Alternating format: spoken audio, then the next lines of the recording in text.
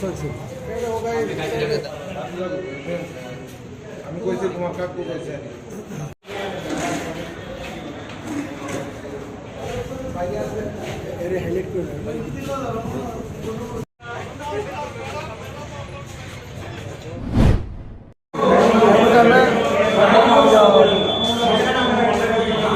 বাইপাসটার সামনে যাওয়ার পরে সব মানে রাস্তার মুখের মধ্যে সেটা হঠাৎ করে ঢিলা ঢিলি শুরু করছে। এখন তো গাড়ির ড্রাইভার আর গাড়ির সাইড করতে পারছে না, ড্রাইভারও মাঝে মাথায় দিচ্ছে পিঠের ভিতরে বেরিয়েছে।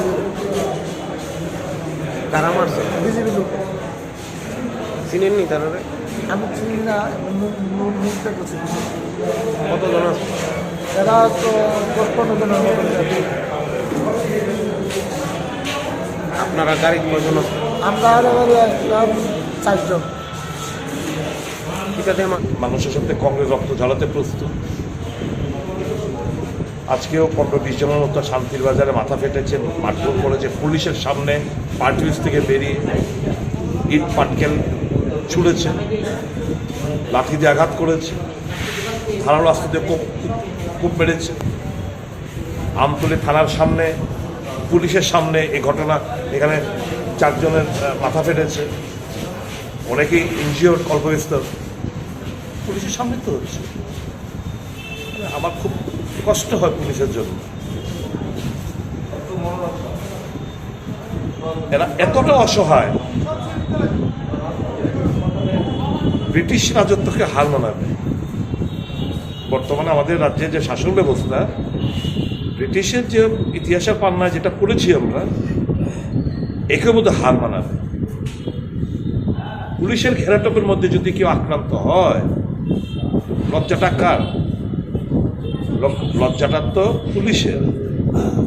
থানার সামনে যদি দুষ্কৃতিকারীরা হামলা হুজ্জুতি করে, বয়োজ্যেষ্ঠদের মাথা ফাটিয়ে দেয়, কানে একটা ভাইটাল অর্গান, কান ফাটিয়ে দিয়েছ, মাথা ফাটিয়ে দিয়েছ অনেকে।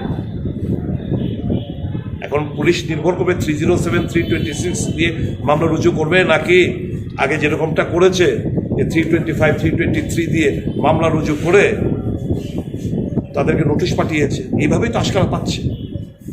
পুলিশকে উপলব্ধি করতে হবে ওয়াই, কেন পুলিশের প্রতি তাদের বিন্দুমাত্র সম্মান নেই, ভয় নেই, ইজ্জত নেই।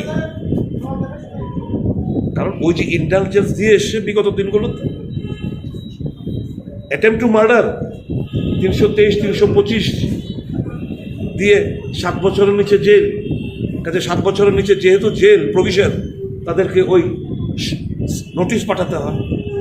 তো এরা দেখছে একের পর এক, এটা 307, 326 হলে এই জিনিসগুলো করতো না, নন ভেলেবল ওয়ারেন্ট ইস্যু হতো, তাদেরকে অ্যারেস্ট হতো, জেল কাস্টডিতে যেত।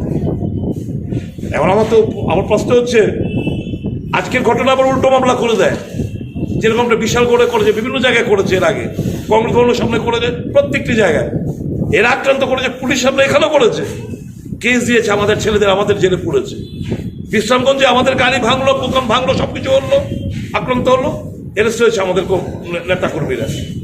বিশালগড়ে এরা বোম ফাটিয়েছে, এরা মেরেছে, অ্যারেস্ট হলো আমাদের কর্মী, আজও জেলে। আজকেও পুলিশের ঘেরাটোপের মধ্যে। এখন পুলিশে নির্ভর করতে হবে, বিন্দু মাত্র যদি তাদের ইউনিফর্মের প্রতি যদি তাদের সম্মান বোধটুকু থাকে, they should take stern action, দৃষ্টান্তমূলক ব্যবস্থা এতে নেওয়া উচিত। নয়তো আমরা বলুক আমরা তাদেরকে চুরিয়া, আমরা কিন্তু পেহনাইকে চুরি পরিয়ে দেবো, একদিনকে দিয়ে ডেপুটেশন নাম করে এখানে এদের হাতে চুরি পরিয়ে দিয়ে আসতে হবে আমাদের। এটা বাকি রয়েছে না। আমরা তো অহিংসা, আমরা তো হিংসা বিশ্বাস করি। আমরা আমাদের আন্দোলন চালিয়ে যাব। আমরা আমাদের লক্ষ্য কি?